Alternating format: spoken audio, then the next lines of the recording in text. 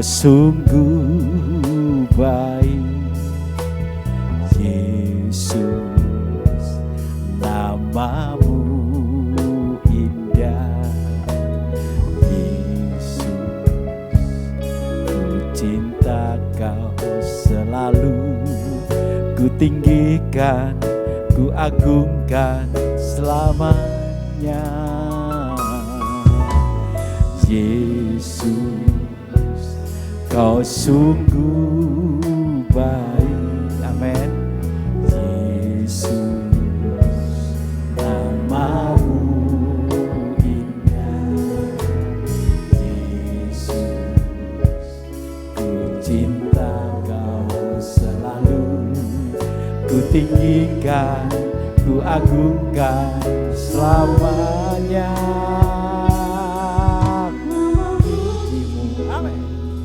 Ku selalu pujimu, ku mau menyembahmu, ku selalu sembahmu.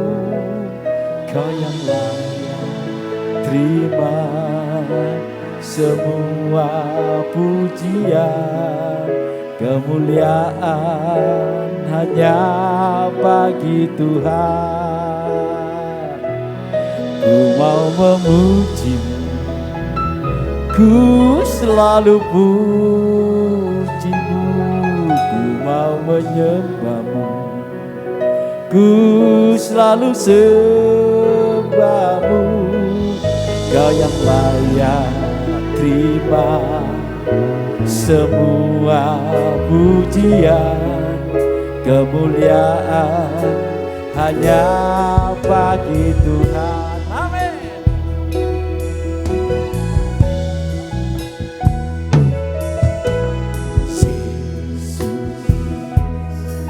Sungguh baik, Yesus, namamu indah. Yesus, ku cinta kau selalu, ku tinggikan, ku agungkan selamanya.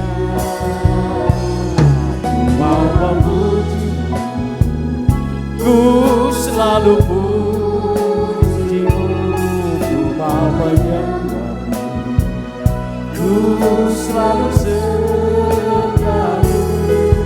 Kau layak terima semua pujian, kemuliaan hanya bagi Tuhan. Ku mau memuji, amin.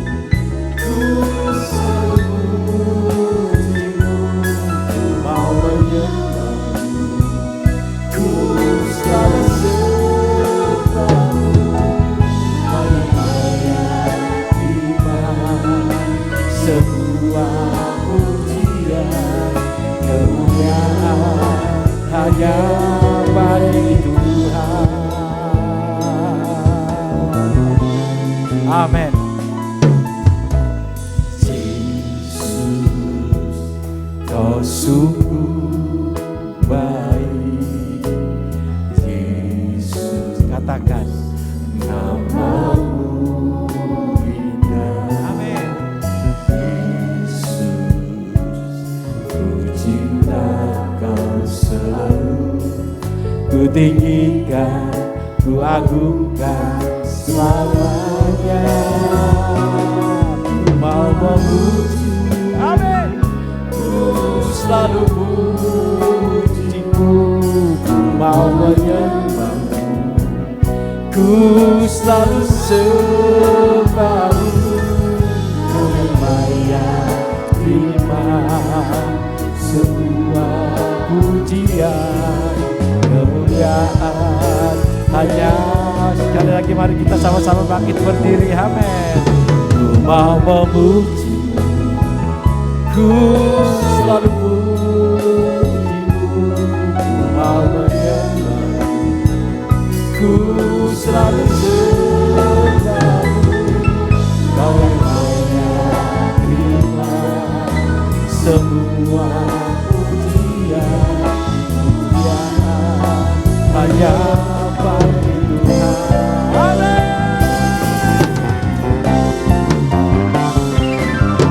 Mau memuji,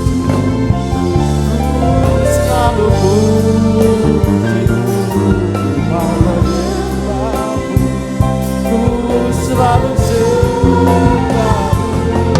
Kau yang layak terima semua pujian, kemuliaan hanya bagi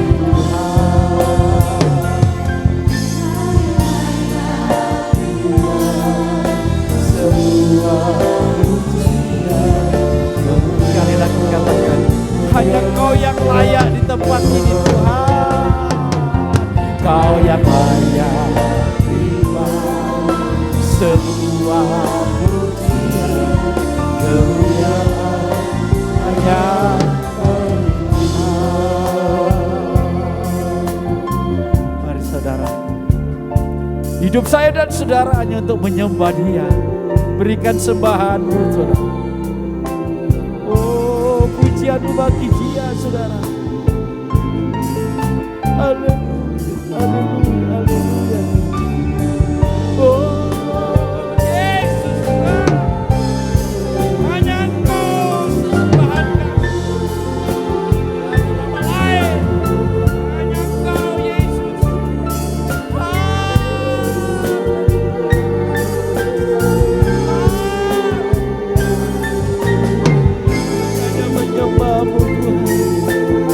Kami hanya tinggi-tinggikan nama-Mu.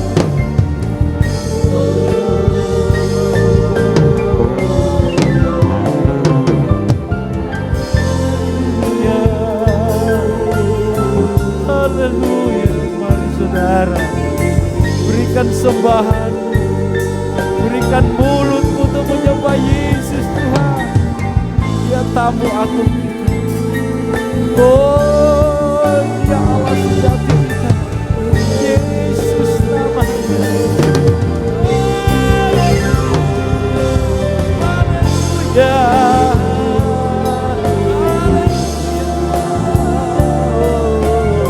Kami menyembah-Mu Yesus Tuhan. Yesus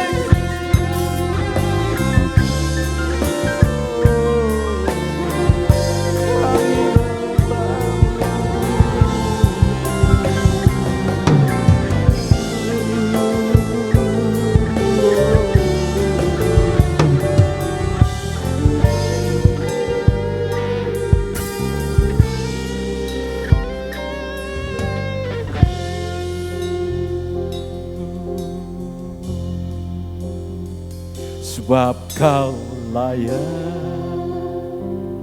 terima pujian, sebab Kau layak, amin, terima pujian, sebab Kau layak, ku agungkan Yesus, Raja di atas segala.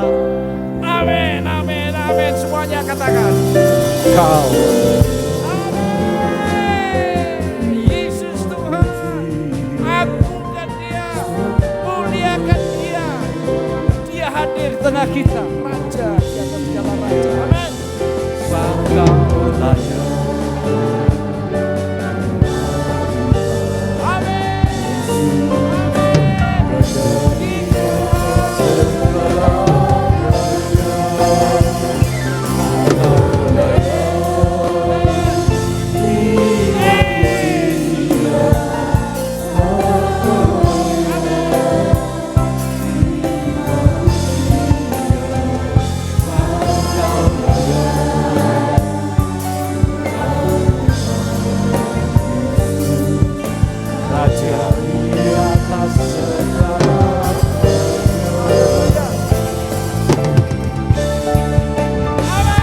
Engkau layak. Terima pujian. Amin. Amin. Terima kasih Yesus Tuhan.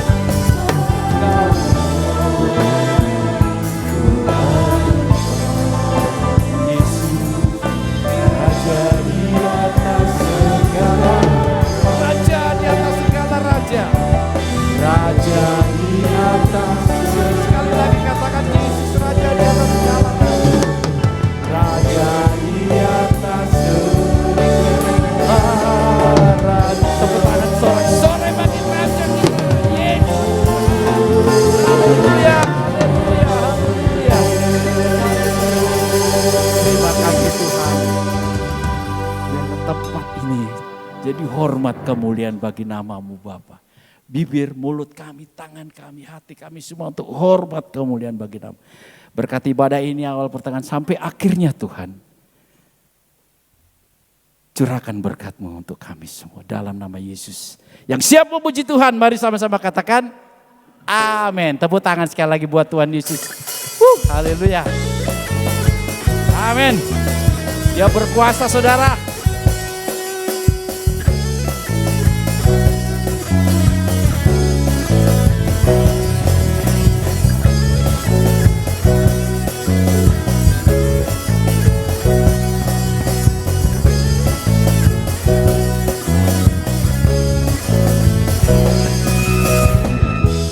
Berkuasa di mana?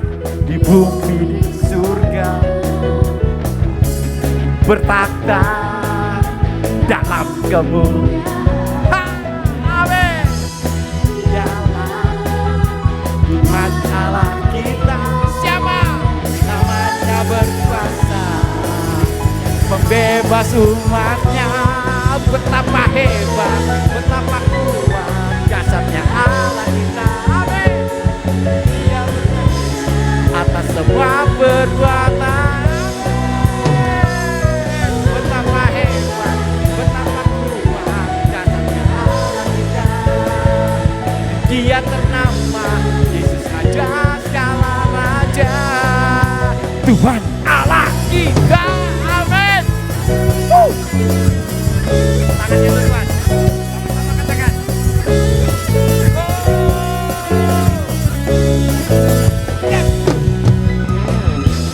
Berkuasa, hey, hey, bumi di surga, amin, amin, amin. Bertakhta dalam kemuliaannya ada di tempat ini, amin. Dialah, hey, hey, hey, Tuhan Allah kita. Siapa? Namanya berkuasa, pembela. Betapa hebat, betapa kuat jasadnya Allah kita. Amin. Dia berjanji atas semua.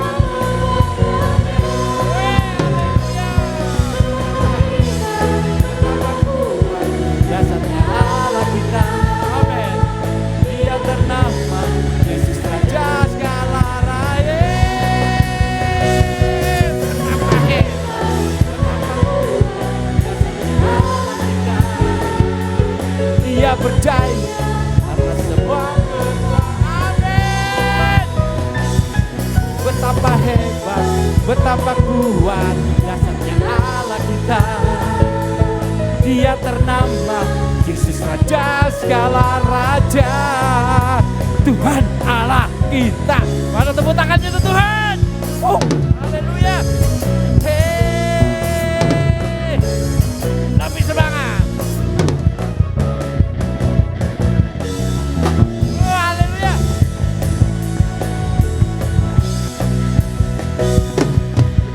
hebat, betapa kuat dasarnya Allah kita. Dia berjaya atas semua perbuatannya. Amin. Betapa hebat, betapa kuat dasarnya Allah kita. Dia ternama Yesus Raja segala. Katakan betapa hebat, betapa kuat dasarnya Allah kita. Amin. Dia berjaya atas semua perbuatan. Haleluya. Betapa hebat, betapa kuat dasarnya Allah kita. Amin. Dia ternama Yesus Raja segala raja. Tuhan Allah kita. Tepuk tangan sorak-sorai bagi Yesus. Silakan duduk saudara. Amin.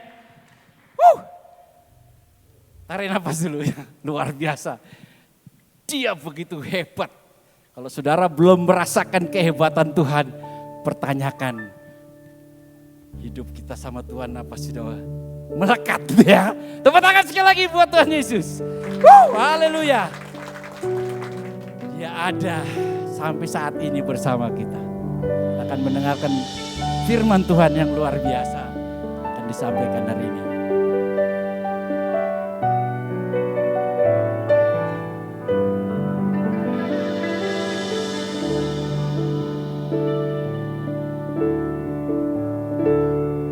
Aku ada saat ini semuanya karena apa? Sekali lagi. Aku hidup hari ini semua berkat kemurahan-Mu. Yuk sama-sama. Terima kasih Yesus. Engkau sangat baik, terama semuanya. Aku ada saat ini. Amin. Karena kasih-Mu Tuhan, aku hidup hari ini. Semua berkat kemurahan. Terima kasih Yesus, Engkau sangat baik, teramat baik bagiku. Amin. Kehidupanku dengan kemurahan, Kau rancangkan masa depanku penuh dengan harapan. Aku ada saat ini. Semuanya ini karena kasih-Mu Tuhan. Amin. Aku hidup hari ini. Amin. Thank you Yesus. Engkau sangat baik.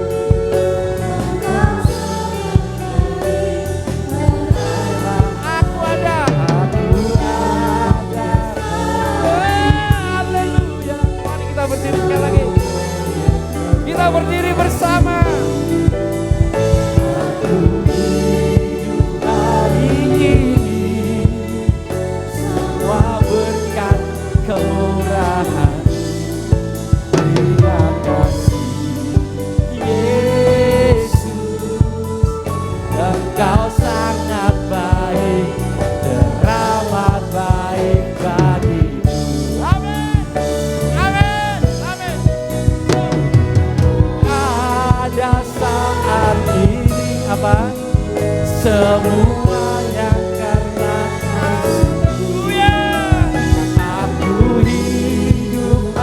Selanjutnya saya mengundang Bapak Pendeta Yeta, waktu dan tempat saya serahkan beliau. Amin. Terima kasih Yesus, Engkau sangat baik, terang semuanya.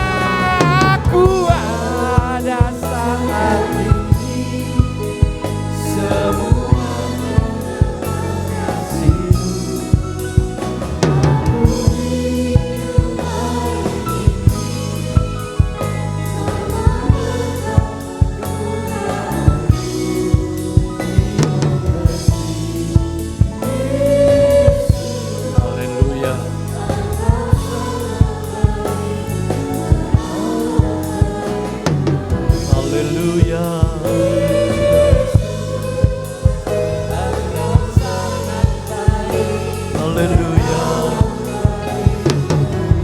Katakan, sangat baik, amat baik bagiku.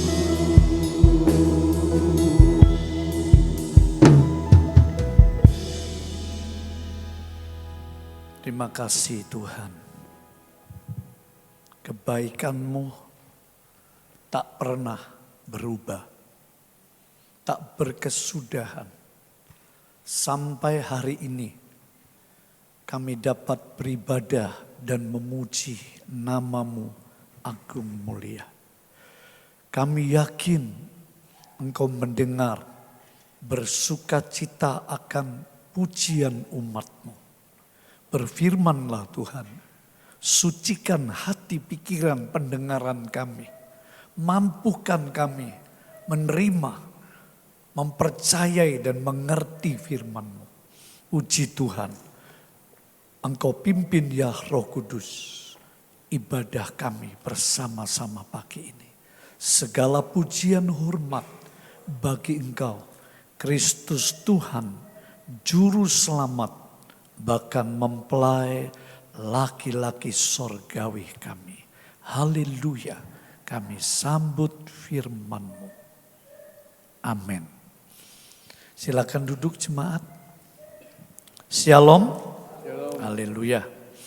Mari kita sama-sama pada kesempatan ibadah yang berharga pagi ini. Kita akan memperingati hari Kamis mendatang. Sebuah peringatan yang sakral dan penuh makna, yaitu kenaikan Tuhan Yesus Kristus ke sorga.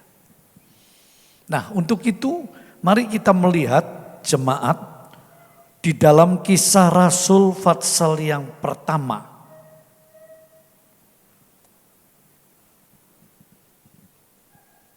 Kitab Kisah Para Rasul pasal 1, kita baca poin saja yang penting. Ayat 9 sampai dengan ayat yang ke-11. Mohon dengan kasih Tuhan pembaca firman dan kita ikuti jemaat yang membawa Alkitab textbook sangat baik. Dan jika Anda memiliki Alkitab secara elektronik di HP Anda, buka, ikuti pembacaan ini. Silakan Pak. Sesudah ia mengatakan demikian, terangkatlah ia disaksikan oleh mereka. Terangkat, meninggalkan bumi yang fana ini. Terus? Dan awan menutupnya dari pandangan mereka. Iya. Ketika mereka sedang menatap ke langit waktu ia naik itu, tiba-tiba berdirilah dua orang yang berpakaian putih dekat mereka. Nah, siapa dua orang ini? Ditafsir ini malaikat. Waktu saya renungkan, kemungkinan juga ini Elia dan Musa. Karena enggak ditulis dua malaikat seperti waktu Yesus bangkit dari kubur. Ada malaikat di mulut kubur. Tapi ini enggak, dua orang. Sebab Elia dan Musa ini selalu jadi patokan. Di Bukit Hermon, Matius 17, Markus 9, ketika Yesus ngajak 3 muridnya di atas bukit, lalu turunlah Elia dan Musa. Nah begitu. Di kitab Wahyu nanti 2 saksi ini turun. Elia dan Musa. Ya, tapi Alkitab tidak terlalu mementingkan mengagung-agungkan orang sucinya. Tapi Kristus yang harus diagungkan. Ya, lanjut Pak. Dan berkata kepada mereka, hai orang-orang Galilea. Nah, yang ngomong ini 2 saksi tadi terus. Mengapakah kamu berdiri melihat ke langit? Ya. Yesus ini yang terangkat ke surga meninggalkan kamu. Nah, perhatikan Yesus ini. Enggak ditulis Yesus sebab ada banyak nama Yesus loh. Bar Yesus. Di Amerika Latin orang pakai nama Yesus, tapi Yesus ini. Sebab ada Injil palsu, ada Yesus palsu. Injil Thomas, Injil ini. Nah, hati-hati. Terus, ya. Akan datang kembali dengan cara yang sama seperti kamu melihat dia naik ke surga. Nah, jadi mengagumkan peristiwa Yesus naik ke surga. Nah saudara, kita lihat ada banyak makna yang hebat tentang kenaikan Yesus ke surga. Bisa dibuka di LCD, saya coba merenungkan ada 9 poin sampai 10 poin. Nah tentu pagi hari ini kita tidak bisa satu persatu. Akan saya jadikan pengajaran doktrin di tempat saya melayani gereja Tuhan ini. Saya ingin membagikan pertama kronologis kisahnya, pribadinya, karyanya. Lalu menyangkut soal alam kekal. Bapak Yesus naik ke surga. Kalau sudah bicara surga, neraka. Ini gak bisa dilepaskan. Ada surga, ada neraka. Soal perubahan model ibadah. Wah, menarik itu sejak Yesus naik ke surga. Model ibadah berubah. Contoh hari kebaktian minggu. Kenapa gak sabat? Kaitannya dengan Roh El Kudus. Wah, ini banyak jadi pembincangan aliran-aliran gereja Tuhan. Dari Katolik, Protestan, Pentakosta ada 3. Tapi kalau saya renungkan, gereja mula-mula itu apa sih? Pentakosta loh. Gak ada lain. Kisah Rasul 2, sebelum ada sinode ini, merek aliran ini, ya Pentakosta. Gitu loh, come back to the Bible, kembali ke Alkitab ya Pentakosta. Bukan aliran Pentakosta, gereja Pentakosta. Karena berdirinya gereja pada hari Pentakosta. 7, taatilah kehendak Tuhan persis seperti yang dia minta. Ini poin juga penting ini. Tempat yang dipilih Yesus, Yerusalem, Bukit Zaitun. Sampai hari ini tempat ini serius. Dunia kacau balau, mata Tuhan, rencana Tuhan ke tempat itu gak pernah berubah. Saudara lihat sampai ribut hari ini. Umat pilihannya juga begitu. Ya. Lalu kita lihat terkait soal keselamatan. Wah ini panjang lebar ini. Nanti kita lihat. 10 masa tenggang antara kenaikan dan kedatangan kembali. Jadi waktu Yesus mati dan bangkit mengalahkan kuasa maut, iblis dan dosa, maka jemaat yang dikasihi Tuhan, perhatikan. Masalah penebusan dosa clear, selesai. Makanya dia berkata sudah selesai. Sudah genap di kayu salibnya. Itu 7 perkataan Yesus di kayu salib, salah satunya sudah selesai.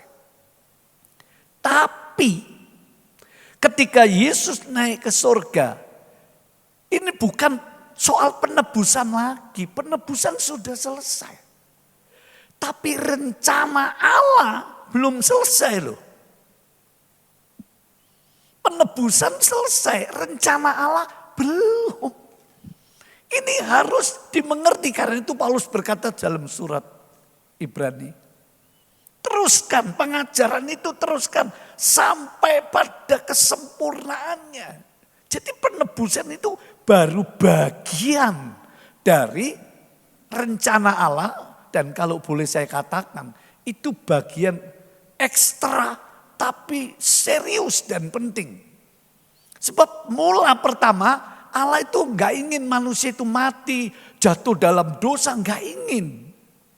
Nanti ada pertanyaan loh, kalau gitu ngapain dibiarkan Adam dan Hawa metik buah?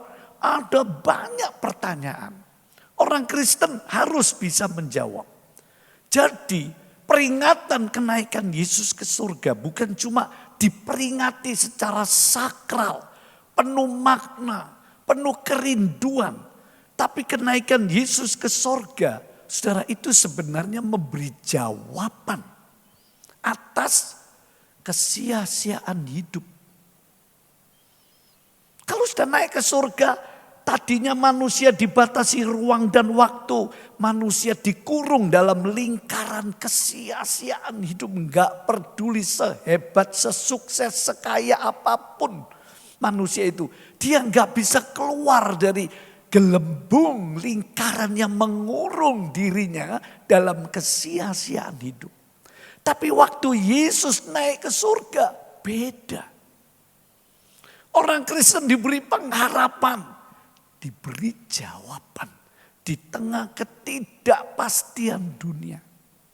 Kita yang sering kurang menghayati. Kita yang sering dianggap sebuah peringatan terus dilupakan. Saudara masih lupa Paskah, kebangkitan, rata-rata survei orang Kristen memanfaatkan hidupnya untuk kerja, untuk tidur, untuk santai, untuk HP.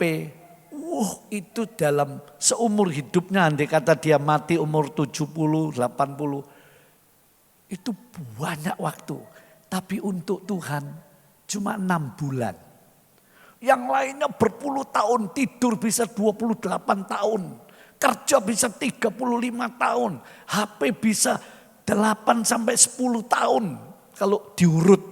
Tapi untuk Tuhan kalau dipadatkan selama hidup cuma 6 bulan. Ini survei loh, unik ini. Coba saudara renungkan. Saudara datang 2 Selasa. Saudara ikut pendalaman Alkitab. Tiap hari kita katakan perpuluhan waktu aja. Kalau sehari 24 jam minimal 2,4 jam saudara khusus buat Tuhan. Tiap hari. Kan enggak. Ya, nah mari kita lihat jemaat ayat tadi ketika Tuhan Yesus naik ke surga. Nah kita lihat ada 3 kitab. 1 Injil Matius. Di situ Tuhan Yesus nunjuk ke satu tempat, ke satu bukit. Tidak boleh tempat lain, bukit lain, yaitu Zaitun. Kotanya Yerusalem. Tapi di Injil Lukas, di Injil Matius lalu diakhiri dengan segala kuasa di surga, di bumi, di bawah bumi dalam tanganku. Lalu Yesus memberkati mereka dan mengutus mereka. Pergilah ke seluruh bumi, jadikan semua bangsa muridku, baptiskan dan ajarilah. Nah ini yang panjang, ini penggembalaan. Jemaat orang Kristen harus mau digembalakan, gak boleh seenaknya jadi pengikut Kristus. Harus mau digembalakan. Kalau sudah digembalakan ada aturan semua. Kita suruh bertekun. Surat Ibrani jangan suka meninggalkan pertemuan ibadah kita. Pasal 10 ayat 25. Nah begitu. Lalu di Injil Lukas, Yesus memberi berkat. Makanya doa penutup ibadah, pasti ada doa berkat. Nah, orang Kristen gak boleh pulang sebelum doa berkat. Banyak gereja sebelum doa berkat ngitir semua. Apa-apaan ini ya. Pentakosta ini harus lebih sakral karena adanya Roh Kudus kok. Kenapa mesti tergesa-gesa, kenapa gitu loh. Wah saya janjian Pak, saya mau acara keluarga minggu loh. Nah, nanti kita lihat urean demi urean. Ya.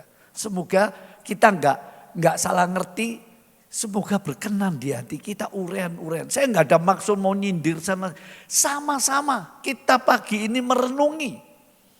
Nah begitu saudara, tadi dikatakan di Injil Matius, Injil Lukas, terus Kisah Rasul. Bahkan 1 Korintus 500 orang menyaksikan Yesus naik ke surga. Maksudnya ini banyak kisah ini menjelaskan bahwa pribadi yang bernama Yesus ini benar-benar ada, mati, bangkit, naik ke surga. Ada 3 kitab sampai Korintus 4. Dalam pengadilan 2 saksi sudah sah itu perkara. Belum diteruskan bapak-bapak gereja. Diteruskan terus sampai pendiri tokoh-tokoh semua aliran gereja. Sampai zaman kita, sampai hari ini. Kurang apa? Dan yang unik, tidak ada kelompok, oknum, ilmuwan, arkeologi, siapa lagi lah.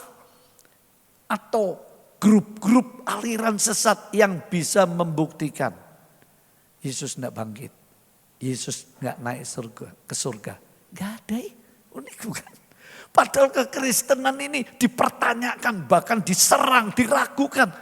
Kalau memang Yesus nggak bangkit, nggak naik ke surga, pasti ada tuh tulangnya. Ada cerita tulangnya ditemukan di India. Sampai hari ini nggak terbukti kok. Kalau memang terbukti, dunia akan geger, saudara. Sebab Yesus ini tokoh luar biasa di dunia ini. Dia satu-satunya unik, misteri, agung, mulia, tadi pujian. Dan banyak iblis melalui oknum-oknum manusia ingin meragu-ragukan. Sampai Paulus dalam jemaat di Galatia, siapa yang mempesona di matamu? Itu artinya mata rohani, pengertian di jiwa kita, akal budi kita. Sampai kamu berpaling dari Yesus. Nah, coba ini. Jadi banyak serangan. Tapi dengan kisah yang sekilas saya tunjukkan. Wah, bukti sampai hari ini gak bisa. Mereka buktikan. Mereka diam. Dan Injil terus diberitakan sampai dunia ini berakhir. Hebat. Beri kemuliaan bagi Tuhan. Haleluya. Ayo kita lihat poin pertama. Poin pertama. Nah, ini tentang kronologisnya materi. Kembali ke materi. Ya. Kronologisnya harus melewati proses. Yesus naik ke sorga. Itu enggak ujuk-ujuk tiba-tiba terus muncul di dunia. Terus dadah. Aku juru selamat, sekarang aku naik ke surga ya. Gak bisa lama-lama di bumi, enggak. 40 hari dia keliling meneguhkan murid-muridnya. Terus secara perlahan terangkat. Perlahan, enggak. Perlahan-lahan. Sampai muridnya terpesona. Lalu ditegur, kamu orang Galilea. Kenapa kamu takjub terpesona sampai menatap ke langit? Temengengen, bahasa Jawanya temengengen. Tenang lagi, iya awan-awan ini bukan sekedar awan yang kalau kita naik pesawat terus jadi geruduk-geruduk. Bukan ini. Ini awan kemuliaan yang mengangkat Yesus ke sorga. Melintasi segala langit. Ibrani menyebut. Rasul yang melintasi segala langit. Loh. Jadi ada proses dulu. Dia lahir, dia pelayanan, dia mati, dia bangkit, dia naik. Maknanya saudaraku, ayo jalani proses hidupmu. Proses imanmu. Jangan tergiur jadi orang Kristen yang instan. Jangan jadi lemah. Jangan banyak bertanya Tuhan kenapa. Jalani prosesmu. Waktu saya sekolah Alkitab selalu para hamba Tuhan ngomong. Tidak ada kebangkitan dan kemuliaan. Kalau tidak ada kematian kedagingan kita. Benar. Terpujilah Tuhan. Saya merenungi 58 tahun. Saya melayani Tuhan. Usia saya 73. Oh, proses itu saya jalani tanpa saya sadari loh. Pokoknya sukacita melayani mulai dari nol. Mulai susah payah. Nah, adakah saudara yang hari-hari ini sedang diproses Tuhan? Gak ada yang kebetulan. Masalahnya saudara mau tekun enggak? Saudara mau terima enggak? Jalani proses. Enggak ada orang kaya mendadak itu. Perlu dipertanyakan hati-hati. Kalau toh ada sebagian. Sebab manusia itu makhluk yang unik. Bisa didukung dengan kepandaian, didukung dengan relasi, didukung dengan cara-cara yang gak halal, didukung dengan roh-roh jahat, iblis, bahkan manusia bisa kaya mendadak bisa. Tapi yang betul, yang normal ini mesti ada prosesnya. Ya kalau saya makan bakwan apa? Bakwan Kapasan enggak salah. Bakwan ini kalau saudara lihat kisahnya Mas Pion. Itu sampai dijelaskan, oh dulu engkongnya naik sepeda. Buat dandang itu untuk apa itu ya, masak apa itu. Nah ada prosesnya. Avian, saudara lihat, oh dulu tokonya engkong-engkongnya kecil di Malang, tekun. Nah anak-anak muda sekarang kepingin cepat kaya, makanya diingatkan, jangan kamu ingin cepat-cepat kaya. Kaya itu boleh, itu salah satu janji Tuhan, makanya Yesus naik ke surga, dia membawa berkat. Tapi kalau cepat kaya, kalau enggak terus malah ada satu ibu nangis saudara. Anaknya marah karena enggak dibelikan sepeda motor sementara teman-temannya SMP sudah naik sepeda motor. Waduh, sampai ibunya nangis. Nah, anak Tuhan enggak berjalan nih proses. Terlebih saudara, ada visi misi. Artinya tujuan arah hidup anak-anak Tuhan, orang Kristen jadi jelas. Enggak samar-samar, pasti menembus ketakutan akan kematian. Menjawab kesepian, kesia-siaan hidup. Pengharapan apa sekarang ini? Lihat Selat Hormuz lagi ramai perang ini. Diusahakan damai gak bisa. Cina mulai, kenapa kapalku jadi diginikan? Wah, terus ada wah ini bisa memicu perang dunia ketiga. Iran gak mau. Kita terus perang saja. Waduh. Negara-negara lain mulai bereaksi. Saudara pikir semua ini kebetulan? Membuktikan, kata Ibrani, supaya kerajaan yang tidak bergerak itu makin nyata. Sementara yang bergerak, artinya yang fana, dia akan runtuh semua. Takhta dan mahkota jatuh dan rebah. Ini nyanyian kuno. Tapi gereja Yesus tetaplah baka itu kekal. Laskar Kristus maju. Saudara hari ini maju dan mundur. Halo. Maju dan mundur. Nah, bulan 6, 7 resesi dunia makin gila-gilaan diduga. Bahasa saya begitu. Walaupun para ahli sampai pendeta yang dapat penglihatan di surga itu ngomong begitu. Terus saya ajak jemaat. Biasanya saya Selasa doa malam. Ayo kali ini 2 bulan ini Selasa Rebu. Doa ayo doa. Siapa tahu benar-benar orang yang banyak doa. Sedikit menderita. Ini omongannya David Wilkerson. Bukan tidak bisa menderita. Kita masih di dunia fana kok. Sedikit menderita. Artinya ada kekuatan ilahi yang hebat. Mau berdoa? Lesu. Mau berdoa? Nah, tolong Bu Gembala Selasa dicatat ya, datang semuanya. Amin. Serius saya.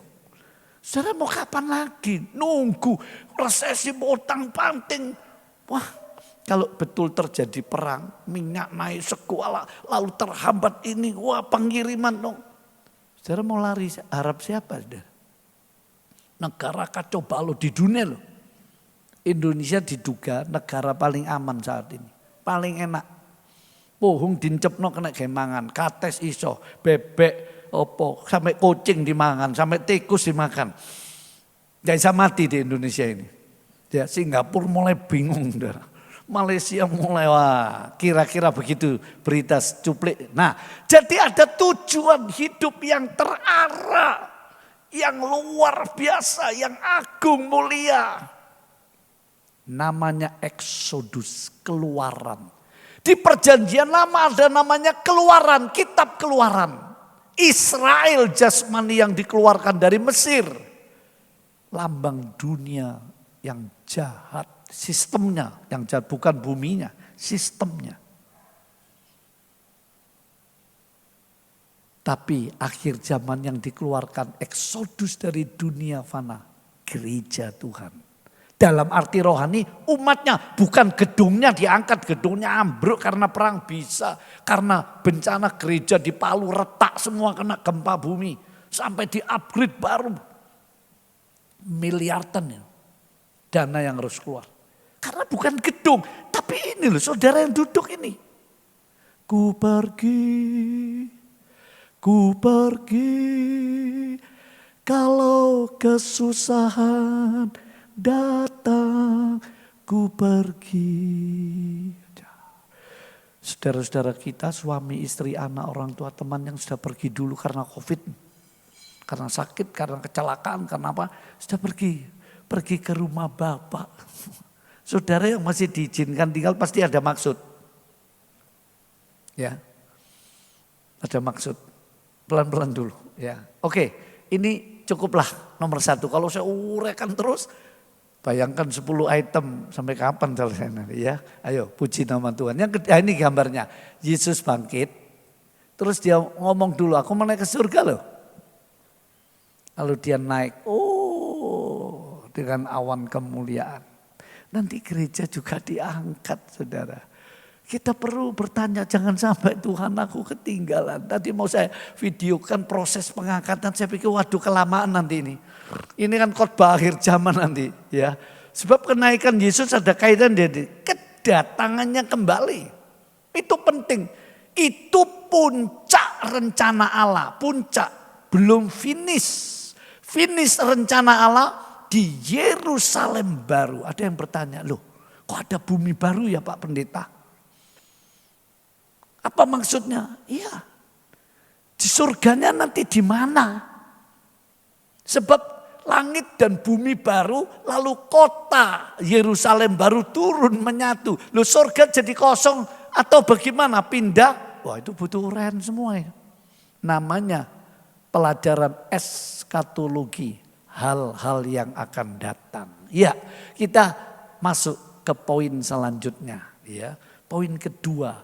Tentang pribadinya.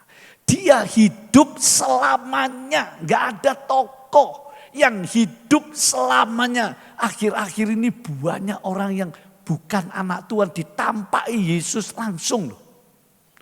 Ya ampun. Ribuan bahkan diam-diam diduga. Jutaan orang sekarang mengalami lawatan Allah jadi Kristen yang tulus. Diam-diam aku terima Yesus. Aku dulu benci dia, sekarang aku gak bisa nolak dia. Aku ketemu dia baik secara rohnya sampai penglihatan, sampai didatangi. Karena banyak penginjil yang gak sanggup nginjil. Nah, masih ingat sejarah gereja? Waktu kota Roma dibakar, Petrus lari. Yesus sedih, lalu ketika Petrus keluar dari jalan belakang, jalan diam-diam meninggalkan Roma untuk menyelamatkan dirinya. Lalu dia nampak Yesus, lu kaget, Rabi, guru, mau kemana? Yesus berkata, aku mau ke Roma. Sebab umatku di sana menderita. Nangis, Petrus nangis. Begitu pengecutnya dia, tapi unik saudara. Orang yang dipakai waktu Yesus naik ke surga justru Petrus yang brengsek, penakut, munafik. Tuhan kalau pakai saudara dia gak ingat masa lalumu lagi. Aku gak layak Tuhan, aku bodoh Tuhan. Alah, buang ini, buang. Aku masih muda Tuhan, aku sudah tua. Hei, gak begitu. Yesus naik ke surga, saudara lihat, kisahnya sampai ribuannya orang yang dipakai Tuhan. Bahkan yang gak pernah sekolah Alkitab. Allah gak bisa dibatasi. Sebelum berakhir segala sesuatu, dia sedang bekerja terus. Saat ini dia sedang bekerja di hatimu lewat firman Tuhan ini. Ya, kita lihat saudara, dia kembali kepada kealahannya. Dia dari surga turun ke bumi, dia kembali ke surga. Saudara lihat, dia satu-satunya yang utama dan terutama. dari surga, turun ke dunia, kembali ke surga. Ada yang seperti ini? Coba. Ayo cari buku-buku, cari bukti. Ada? Enggak ada. Gitu loh. Kitab atau surat Kolose, yaitu saudara baca. Saya kalau Kamis memberi pendalaman tentang surat Kolose. Intinya Kristus yang terutama dari segala sesuatu. Renungannya, maknanya melalui kenaikan peringatan kenaikan Tuhan Yesus ke surga ini. Maknanya apa? Saya tulis itu temanya seputar makna kenaikan Yesus Kristus ke surga. Maknanya di sini apa? Saudara, apakah kita sudah mengutamakan Tuhan? Ini loh. Akhir-akhir ini justru zaman makin seperti ini, semerawut, kacau balau, penuh susah, penuh tantangan, penuh ketidakpastian. Loh, orang Kristen gak mau mengutamakan Tuhan ini loh. Banyak alasan. Tuhan gak marah. Tapi saya percaya hati Tuhan hancur, sedih. Ketika Yesus sengsara di Getsemani sampai naik ke Bukit Golgota. Hatinya Tuhan hancur karena aku. Waktu dia mati disalib. Saudara, kalau saudara ngerti proses penyaliban Yesus. Aduh ampun, gak ada orang disiksa seperti ini.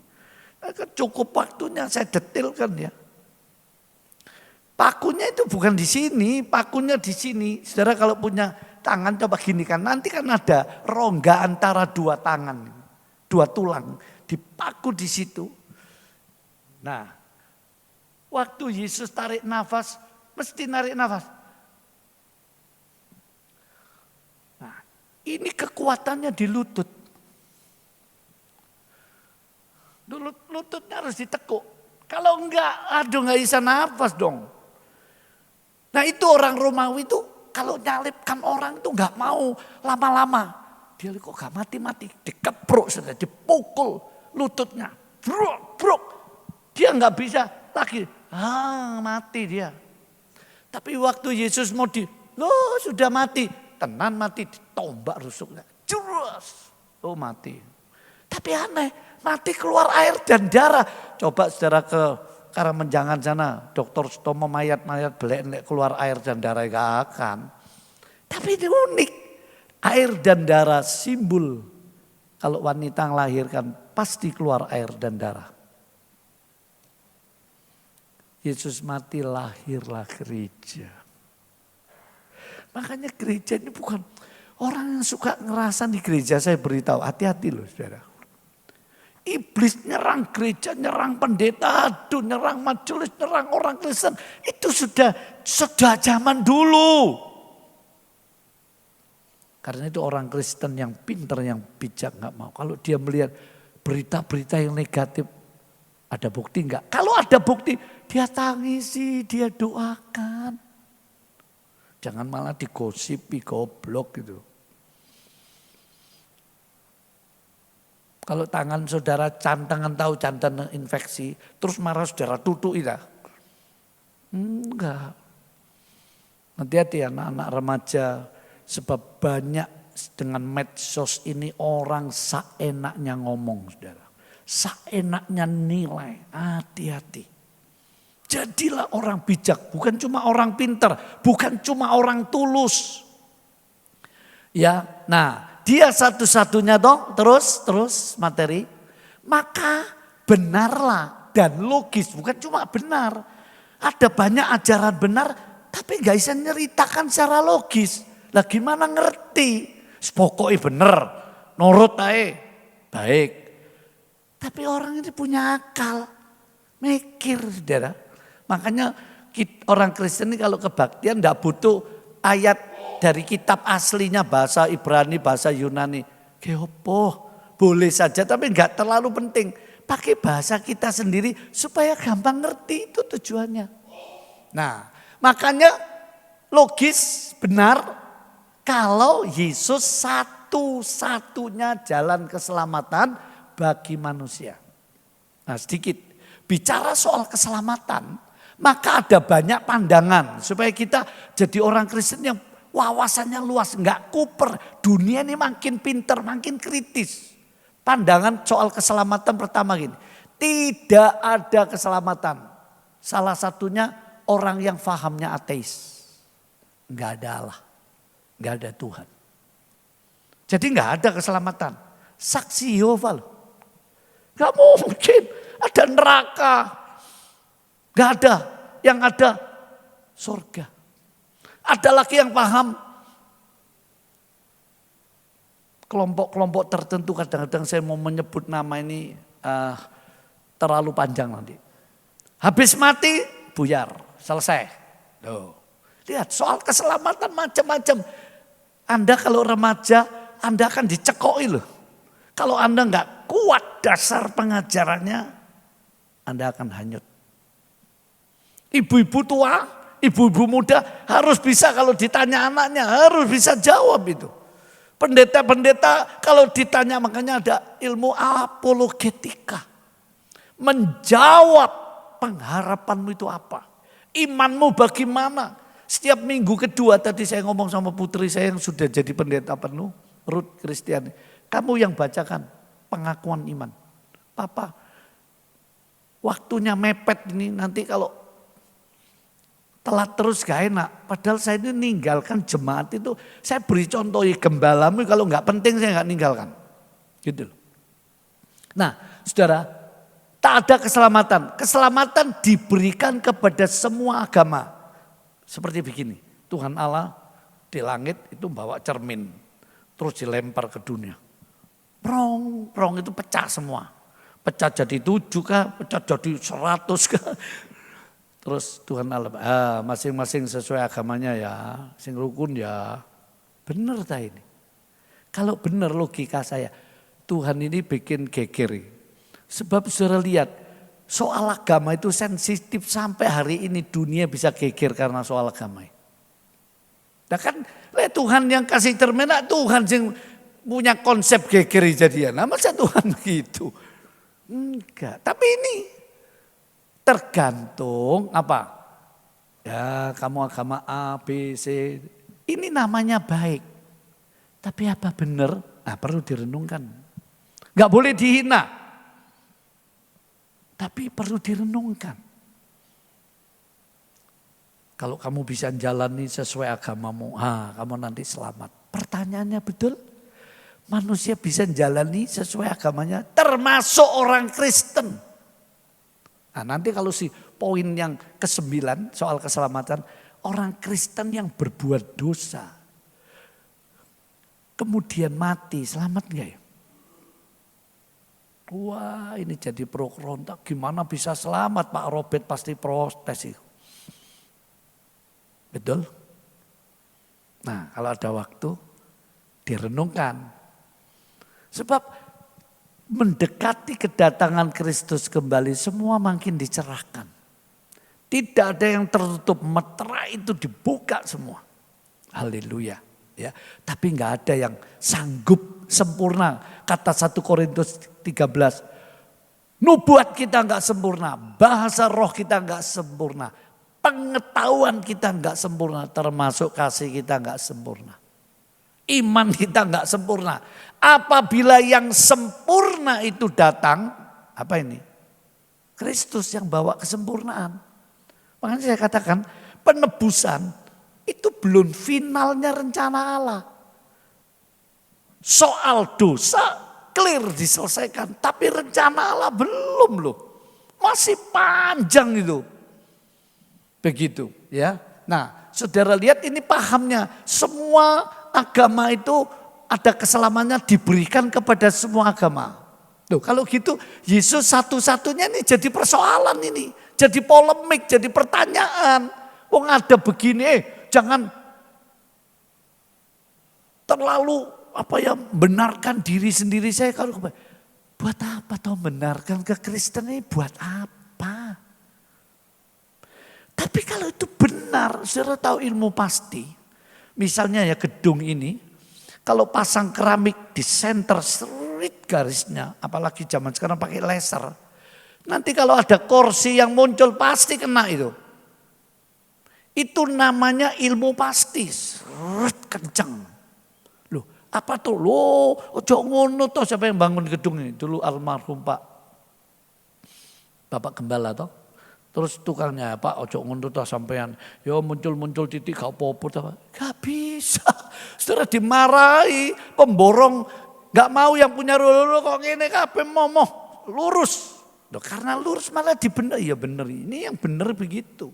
Kekristenan sama, bukan soal kefanatikan ini. Tapi ini perintah Tuhan, nanti saya jelaskan ya. Ada lagi bahkan ya toleransi, ya. Yesus memang satu-satunya oke lah dia juru selamat. Tapi itu hanya untuk orang Kristen saja.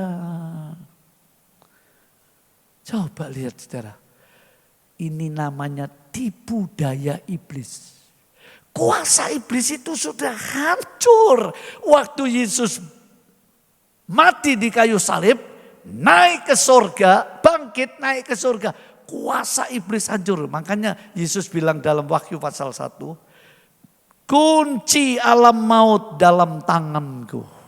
Yes. Ini ceritanya panjang loh. Kalau gitu Allah tidak kuasa ya, alam maut siapa yang kuasai? Wah, ini pertanyaan berkaitan keselamatan surga neraka itu. Ini harus ngerti orang Kristen. Jangan khotbah yang praktis gimana ngatur keuangan, gimana ngatur rumah tangga. Itu semua boleh penting. Tapi lebih penting mimbar gereja itu untuk mengupas firman Allah.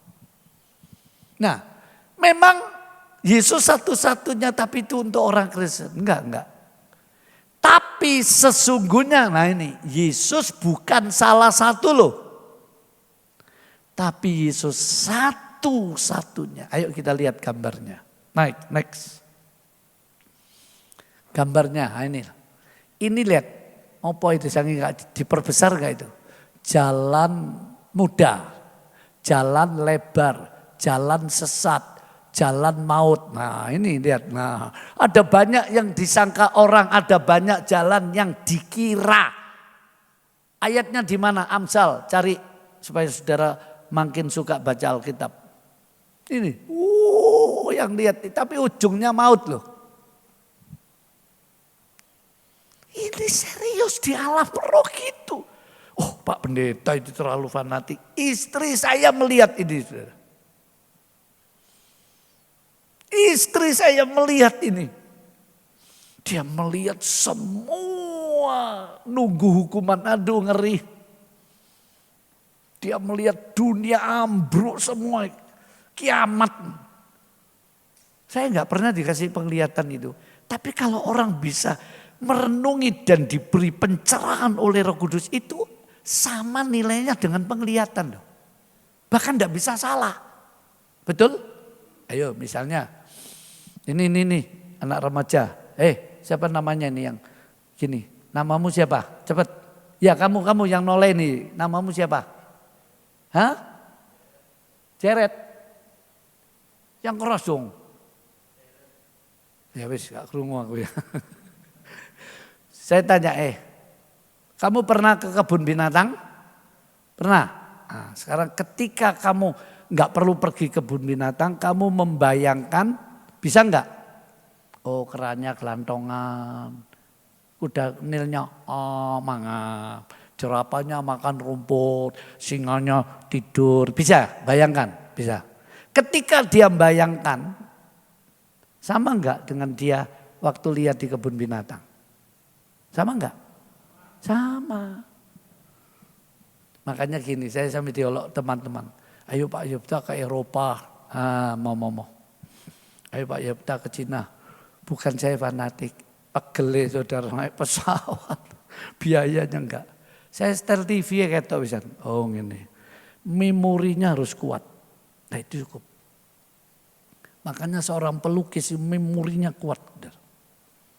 Dia cukup lihat, oh kira-kira. Tapi kalau ada duit mau ya gak salah. Tapi ingat tuh, pegele loh ya. Repot bawa koper segala, aduh ribet. Belum nanti di imigrasi dicekal waktu saya ke Israel. Nunggu 2 jam. Gara-gara salah satu peserta diduga menyuplai kelompok tertentu, ngamuk bagian Israel. Cek semua, waduh kita nunggu di bis 2 jam. Sampai saya turun, saya bilang, semua sembahyang di bis. Saya turun, oleh kemurahan Tuhan bisa beres. Saudara. Baru 17 hari saya di sana sampai ke Alexandria. Saya lihat maknanya. Tapi sudah banyak berubah ini sedikit ya. Saya kembali. Ini loh, Yesus jalan keselamatan satu-satunya. Dia yang membuat jembatan.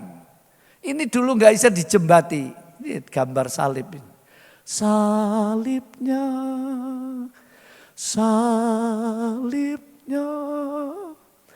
selama mulia.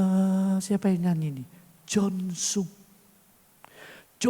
ini pekabar Injil Asia yang hebatnya luar biasa. Sampai matinya dia khotbah di tandu. Dikasih tandu dia khotbah terus gak mau berhenti. Dosaku disucikan oleh darah Yesus. Banyak orang soal keselamatan ini masih deg-degan, masih ragu loh saudara. Termasuk ribuan orang Kristen masih kalau jujur.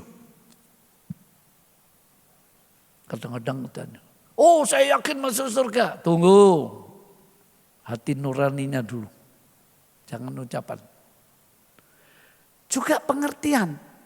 Pengertian membuat saudara yakin. Ayo, kalau saudara nggak ngerti yang namanya sertifikat SHM surat hak milik, saudara lalu diprovokasi, dituntut bahwa ini tanahku, ini palsu, bukan milikmu. Saudara pegangannya apa?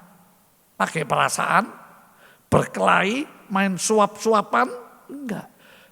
Di pengadilan pegangan saudara namanya selembar buku tipis namanya sertifikat hak milik.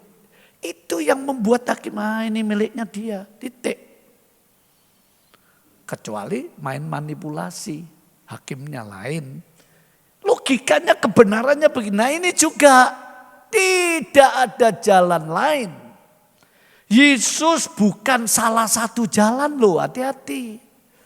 Yesus satu-satunya. Ayo, gimana alasannya? Coba next dibuka. Tentu ada alasannya. Ajaran Yesus yang diteruskan rasulnya terus sampai hari ini. Ayo kita buka ayatnya.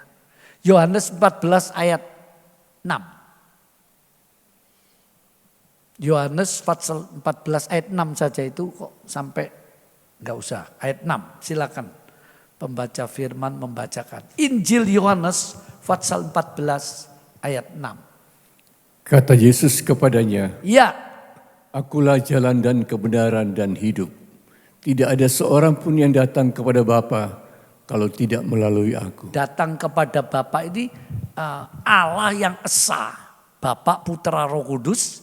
Lalu menyatu kata surat Kolose. Seluruh kepenuhan Allah ada di dalam dia. Yesus Kristus Tuhan. Nah, tidak bisa kecuali dengan aku. Dalam teks terjemahan yang lain itu ada sesuatu yang gak dicantumkan. Ini misalnya, akulah jalan itu. Harusnya ada itunya. Dan kebenaran itu. Dan hidup itu. Sebab kalau gak dikasih itu, akulah jalan. Banyak jalan yang lain kok. Itu artinya khusus itu, nggak ada yang bisa seperti itu. Nah gitu loh. Jadi dari ayat-ayat ini sudah jelas. Kalau mau didalami makin indah, makin terbuka. Terus karena waktu saya berlomba dengan waktu. Silahkan ayat selanjutnya. Yohanes pasal 5 ayat 11-12. Banyak pendeta menguraikan seperti ini juga. Sama, ayo kita lihat. Yohanes pasal 5, akan tetapi ia menjawab mereka,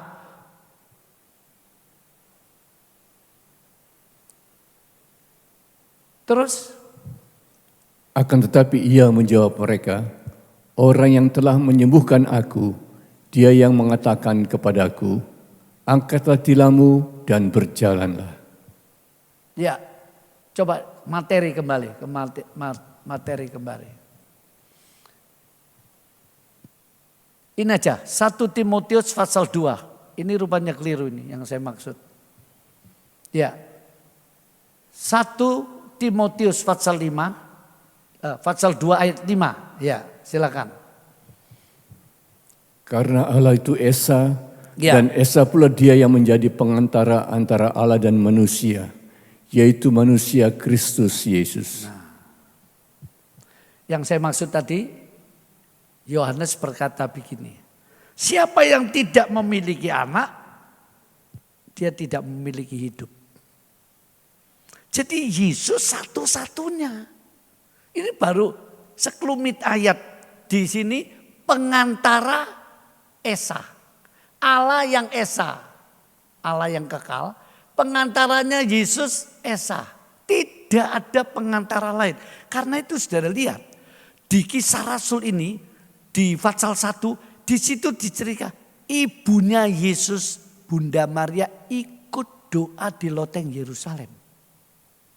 Saya merenung, maaf tidak bermaksud menghina. Kita perlu menghormati Bunda Maria. Tepatnya perawan Maria. Perawan.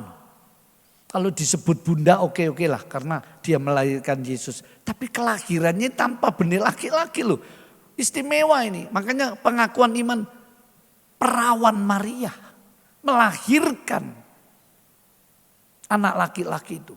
Jadi saudaraku di sini pengantara hanya satu, Esa satu artinya. Satu, gak ada lain. Nah ini sedikit membuktikan Yesus satu-satunya jalan. Ayo kembali ke materi. Ya kembali ke materi. Ini bukti pertama. Bukti kedua, tadi pertama ajaran Yesus diteruskan oleh rasulnya. Misalnya Kisah Rasul 4 ayat 12. Di kolong langit tidak ada nama lain yang bisa memberi keselamatan bagi manusia. Nah, itu membuktikan satu-satunya Yesus. Bukan salah satu. Jalan selamat salah satu Yesus. Enggak. Satu-satunya. Ya. Tapi bukti kedua, contoh lambang di perjanjian lama. Saudara lihat zaman Nuh, itu Allah menetapkan Nuh, bumi mau tak lenyapkan. Siapa yang mau selamat, satu jalan. Masuk kapal, enggak ada cara lain. Dan kapalnya unik, 3 susun. Kok enggak 5, kok enggak 7 sekalian toh. Kok enggak 1 ada yang lebih gede. Enggak, harus dibuat 3 susun. Angka 3 nih. Tuhan Yesus Kristus. Ini bukan kebetulan, ini bukan ilmu gatuk-gatukan. Ini nama tipologi yang tersamar, yang tersirat. Satu caranya, pasca begitu. Kalau mau selamat harus darah anak domba dilabur di kusen. Sekarang kusen, dulu jenang pintu, kusen. Enggak ada cara lain, satu cara. Ini menunjukkan keselamatan ya satu. Enggak, Tuhan memberi banyak cara kayak cermin yang saya ilustrasi. Enggak. Juga kalau saudara lihat orang Israel karena suka marah-marah, suka tidak taat macam-macam. Lalu digigit ular tedung, ribuan yang mati. Tuhan bilang Musa kalau mereka mau selamat satu cara. Satu jalannya. Buat kamu. Di atas kayu ular tembaga gantung. Siapa yang mau mandang pasti sembuh. Loh, caranya gak ada lain. Satu-satu cara. Ini cara Tuhan memberi pengertian. Satu loh ya, satu loh. Dan secara logika gampang. Saya tanya. Orang kalau mau ke langit. Siapa ini? Pak Robert aja. Kamu kan guru. Orang kalau mau ke langit ada banyak cara? Ada. Apa caranya? Naik. Ya itu kan modelnya. Caranya satu, mesti naik ke atas, betul? Apa aku mau ke bulan terus ngebor tanah. Nanti kita ketemu di bulan. Kan enggak masuk akal. Yang satu bilang enggak, aku tak lewat terowongan laut aja. Nanti kita ketemu di bulan. Enggak bisa. Mau ke bulan saja loh. Satu caranya, naik kamu. Entah lewat pesawat, entah lewat balon. Tapi apa bisa sampai bulan lewat balon. Lewat pesawat komersial yang meledak gak kuat. Caranya itu satu. Loh kok orang ke surga caranya banyak itu gimana? Makanya Yesus langsung khotbah, akulah, I'm the way. Akulah jalannya. Itu. Nah, gak ada lain. Oke, nah mari bukti yang kedua penderitaan Yesus. Wah ini kalau saya ungkitkan itu panjang lebar. Intinya begini, kalau ada jalan lain, ngapain Yesus mau menderita itu? Ngapain? Nggak bodoh ini. Kalau memang ada jalan lain, Tuhan Allah ini kok cek tega karena demikian Allah mengasihi dunia diberikan anaknya. Loh, ada jalan lain diberikan anaknya disiksa. Wah, kalau saya ceritakan penyiksaan Yesus, salah satu pendeta mengungkapkan begini. Waktu Yesus dicambuk saudara, itu bisa begini dari sini dari kanan ke itu punggungnya hancur, bukan cuma bilur-bilur tok loh. Ditafsir hancur dan banyak yang sudah mati kolep. Bahkan salah satu ahli Alkitab ngomong, isi perutnya Yesus sampai kelihatan dari punggungnya. Punggungnya hancur. Makanya dia gemeteran. The Passion of Christ filmnya. Sama Yesus gemeteran. Itu yang melemkan nih saksi. Ampun waktu di atas salib disambar beledek loh. Artinya aku ini layak dah. Memerankan Yesus ini siap penderitaannya. Ini tulangnya ini patah. Itu kisah nyata makanya di stop ini film. Terus wis macam-macam.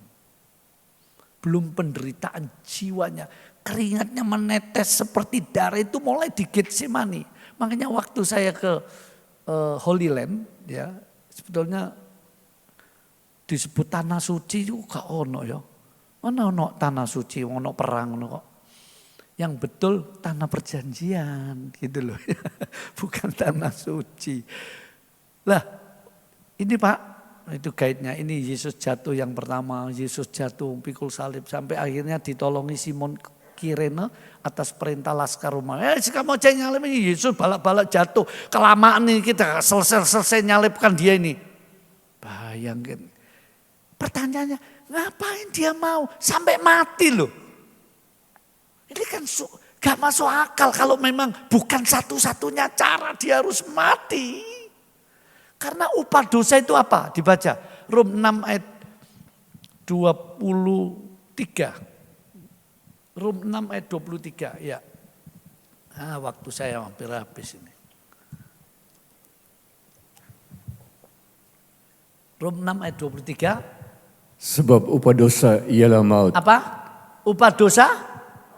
Kematian. Makanya kalau ada yang komplain, terima kasih Pak. Oh dia gak disalib, gak mati kok. Gak bisa. Harus mati. Yesus sendiri berkata, akulah gembala yang baik. Menyerahkan nyawanya ganti domba-dombanya. Aku berkuasa menyerahkan nyawaku, aku berkuasa mengambilnya. Makanya dia bangkit. Kenapa harus mati, harus sengsara? Itu bayar harga maut. Bahkan dalam 3 hari dia turun ke alam maut. Nah nanti waktu surga neraka di surga itu kayak apa sih? Alkitab tidak menjelaskan detail surga. Saya waktu tesis sarjana muda teologi, itu pengujinya waktu saya jawab. Ya. Saya ngomong ini, Allah ingin memberi surprise. Pengujian, wah pendeta Yefta, kok surprise. Loh, Tuhan sering memberi kejutan, betul enggak? Musa kalau putus asa, orang Israel putus asa. Musa, kenapa kami dibawa keluar dari Mesir? Lihat kita mati di sini. Ini laut merah, laut Kolsom, laut Tiberiu yang sedang meluap airnya. Belakang ribuan tentara perang Firaun. Musa ya bingung. Terus tiba-tiba firman Musa, umatku akan berdiam diri. Aku yang berperang ganti mereka. Wah. Dibelah laut itu. Surprise guys. Halo. Surprise. Saudara-saudara sembahyang, putus asa, tiba-tiba ada orang panggil. Saya sering alami itu saudara. Waktu saya kekurangan duit, saya nggak duga. Orang yang saya harapkan, jemaat yang saya harapkan ngerti korban. Entah karena ekonomi sekarang susah. Tiba-tiba saya kaget saudara. Enak-enak buka apa, ribuan uap itu sampai saya nggak baca tapi kok kali ini saya baca ini ya. Saya ditransfer 30 juta. Ya Tuhan. Puji Tuhan. Bukan jemaat saya ini. Nah, Tuhan itu suka beri surprise. Nanti di surga. Kenapa di Alkitab tidak detail ada kata. Cuma begini. Iya detail rumah Bapa. Ya tidak ada iblis. Tidak ada orang jahat. Macam-macam ya. Tapi yang menarik Wahyu 21. Menghapus segala air mata. Nah, kenapa? Kok gua detail nanti rumahnya model tipe 36 tak tipe berapakah? Karena nanti di surga. Saudara kan kagum makanya nyanyian tabernakel kuno itu. Pada hari yang pertama di surga. Betapa ramai dan gembiranya. Dan kita nggak bisa lagi iri, nggak bisa lagi takut, nggak bisa aku melihat istriku di dunia susah, nggak akan. Makanya kalau ditinggal mati kekasih orang yang saudara cinta, ya sudah diurus sama Tuhan. Wis puji Tuhan, teruskan perjuangan hidupmu di bumi, jangan mikiri yang di sana. Sana sudah enak sekali, kan gitu. Nah kalau sudah bicara sorga neraka, saudara, nah ini kenapa Yesus mau mati? Ya nanti dia mati turun ke dunia alam maut. Kalau enggak satu-satunya buat apa Yesus mati saudara? Kalau banyak jalan selamat enggak masuk akal. Ini bukti dan lihat amanat agungnya. Jadikan semua bangsa murid lu. Kalau enggak satu-satunya, Yesus ini enggak pernah dusta. Dia pernah ngomong, adakah di antara kamu yang bisa menyalahkan aku tentang dosa? Gak ada yang bisa jawab. Jadi enggak mungkin Yesus bohong. Satu-satunya sebelum naik ke surga. Pergilah kamu, jadikan sekalian bangsa muridku. Saudara sudah menangkan jiwa belum? Sebagai orang Kristen. Jangan cuma Tuhan berkati aku. Tuhan ngerti kok pergumulan kita, kebutuhan dia ngerti, dia tahu. Dia selalu punya alasan yang terbaik. Kalau dia membiarkan dulu. Supaya saudara belajar tekun lewat prosesnya. Supaya kedaginganmu, karaktermu dibentuk. Sebab bukan cuma masuk surga loh. Selamat itu bukan. Enggak cuma masuk surga, enggak ada kelanjutannya. Salah satu memerintah. Gini ya ceritanya gini. Dulu sebelum ada bumi, Allah memerintah di sorga. Ada yang tanya, Tuhan Allah ini golek moloi. Kenapa manusia diberi kehendak bebas? Gara-gara kehendak bebas Lucifer sampai berdosa. Karena di Yesaya 14, aku ingin naik ke takhta yang maha tinggi. Dia ingin menyaingi. Terus dia dibuang jadi iblis, syaitan, Wahyu 12. Nah, sing salah sopo ini? Kenapa kok gak diciptakan tanpa kehendak? Ya kehendak bebas tapi nurut. Karena itu ada dua buah. Satu buah kehidupan di Taman Eden Firdaus. Satu buah pengetahuan baik dan jahat. Nah, jadi semua teknologi itu ada dua unsur. Baik, jahat. Saudara lihat AI sekarang hati-hati. Kalau saudara terima telepon. Terus diam. Terus halo, halo. Oh kalau uang tutup. Suaramu sudah terekam oleh AI. Anak saya ini lagi ke Cina. Dia ngajak mamanya, dia suruh ngajar di Universitas Cina, terpujilah Tuhan. Dia doktor AI. Ini direkam semua, terus persis suara yang sederhana, halo, misalnya suaranya gini. Nanti kalau dia mau nipu keluargamu, mama sakit kecelakaan, tolong transfer uang segera ini. Loh, suara mama ini langsung, berapa banyak yang kena. Jadi dianjurkan, ini kok gak suara, tutup penai, jangan dijawab. Atau saudara harus punya kode antar dulur, antara orang tua punya kode. Misalnya kodenya, misalnya kubur, gitu, kubur Yesus gitu. Lek ada, halo, terus jawab, kubur, misalnya, oh ini benar, berarti keluargaku ono kode. Ngerti kayak tentara itu kalau mau perang, dia ada sandi-sandi tertentu. Kalau enggak, wow AI sekarang teknologi luar biasa. Gila-gilaan. Mau main musik, aransemen muncul. Mau khotbah, ketik, tolong khotbah kebangkitan. Keluar semua. Nanti pendeta-pendeta bakal enggak payu, saudara. Boleh enggak sampai seminar di Malang, boleh enggak pakai AI untuk khotbah?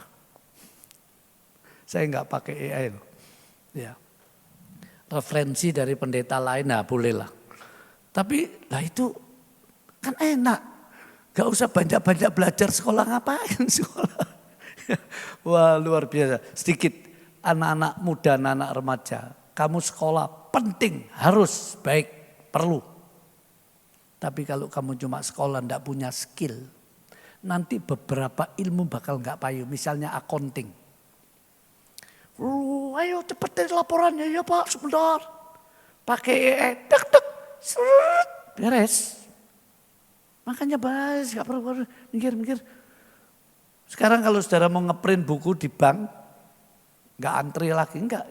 Dia komputer saudara ngeprint, serut keluar dewek wis. Jadi pegawainya bakal rontok semua. Ribuan apartemen di Cina nganggur. Ribuan insinyur nganggur. Zaman ini betul-betul menghadapi kesukaran. Tapi kalau saudara pinter masak, payu terus kamu. Sebab gak ada orang yang gak makan, betul? Kalau saudara pinter ngatur air, ini dulu penemunya enak ini.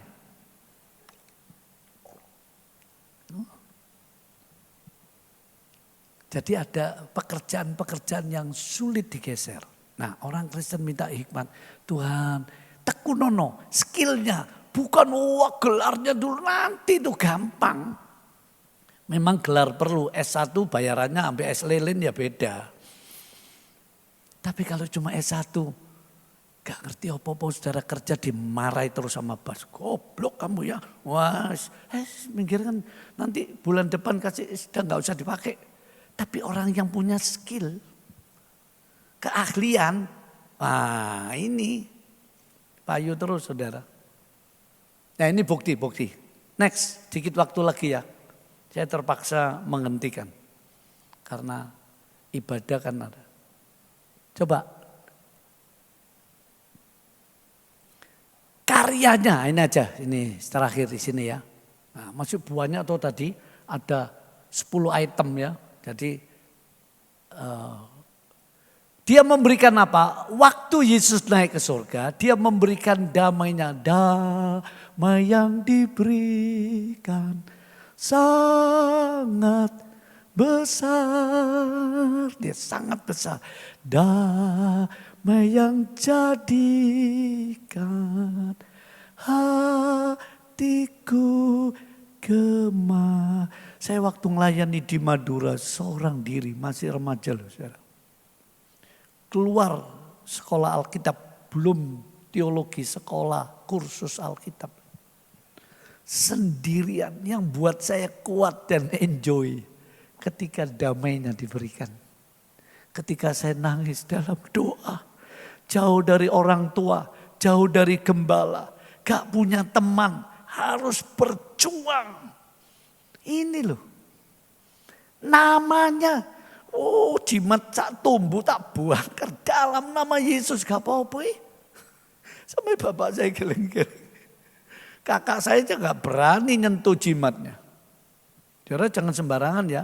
Masuk tempat museum-museum. Ada banyak ilmu.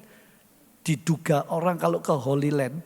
Itu masuk piramida. Itu ada kutukan-kutukan yang sudah disiapkan. Itu saya baca satu buku. Dan kalau sembarangan, wah bahaya. Ya. Nah, tapi kalau kemana saja, karena itu ada ayatnya, cari ya di Alkitab. Apapun yang kamu lakukan, lakukan dalam nama Tuhan. Dalam nama Yesus. Wah, saya dipagari loh. 5 jabatan. Rasul, Nabi, pemberita Injil atau penginjil, gembala sidang dan guru Alkitab. Karena itu saudara, saya beritahu, dukungan gembalamu. Ini banyak majelis, banyak kaum muda, banyak ibu-ibu kurang paham. Kalau nanti saya sampai Tuhan bilang, ke bukit yang ditunjuk Injil Matius waktu Yesus naik ke surga, yaitu Bukit Zaitun. Karena kitab Sakaria, nanti dari Bukit Zaitun Yesus akan datang kembali menginjak kakinya, lalu bukit itu terbelah. Ini mulai ada berita, entah benar enggak, Bukit Zaitun mulai retak. Nah, nggak ngerti lah. Tapi yang pasti firman Allah nanti terbelah. Waktu Yesus turun kakinya menginjak Bukit Zaitun. Karena dari situ kisah Rasul tadi loh ayat pembuka. Kenapa kamu hei orang Galilea terpesona menatap Yesus yang naik ke langit. Adapun Yesus yang terangkat ke langit ini. Dia akan turun seperti yang kamu lihat di tempat yang sama. Jadi ini soal tempat. Soal dukungan kepada 5 jabatan.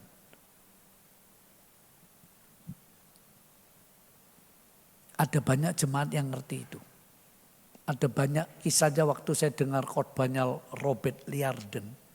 Itu ada penginjil yang hebat, wanita loh. Pernikahannya cerai loh. Namanya Aimee McPherson. Saudara kalau lihat KKR-nya, gumun saudara. Luar biasa. Orang yang gagal, orang yang pernikahannya hancur. Sebab dia pertama nikah, suaminya itu gak senang pergi-pergi. Dia kerja, pengusaha kaya, istrinya supaya di rumah masak, wis, no omai, wis, kita tenang bahagia. Ini gak bisa sebab suruh Tuhan nginjili Amerika dari timur sampai ke barat . Gak tahan, pisah. Terus kawin dapat namanya McPherson. Nah, loh kok Tuhan bisa terpakai tuh? Kalau Tuhan sudah ampuni, saudara dan saya jangan lihat kesalahannya orang itu lagi. Dirasani, waduh, aduh ini enggak Alkitabiah loh. Itu apa ya, itu kebijakan manusia. Saya oke-oke lah. Tapi enggak boleh begitu. Kita merendahkan Alkitab nanti. Begitu ya. Nah, saudara lihat kayak begitu. Karena KKR-nya hebat. Satu hari dia KKR besar-besaran di Amerika. Pulang ke hotel. Dia lupa. Tadi dia minum obat. Dia sulit tidur. Jadi orang Kristen minum obat masih wajar lah. Tidak apa-apa. Tapi kalau kamu tidak mau minum obat, imanmu teguh terus, kuat. Ya enggak apa-apa juga. Jangan nyalakan yang minum obat. Oh kamu kurang iman. Enggak bijak itu. Bener lah. Ya toh? Sebab Tuhan menolong manusia itu banyak cara. Menolong manusia. Bukan keselamatan. Cara yang normal. Karena saya bilang tuh ilmu pengetahuan ada baiknya. Ilmu kedokteran ada baiknya. Tapi ada banyak juga yang jahat loh.